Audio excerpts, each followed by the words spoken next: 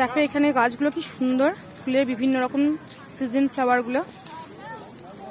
আমি তো নাম জানি না, কিন্তু বাট দেখো কত সুন্দর দেখতে, ভীষণ সুন্দর জায়গাটা, ভীষণ সুন্দর। আর ছোট্ট একটা, এগুলো কি ঝাউ গাছ নাকি?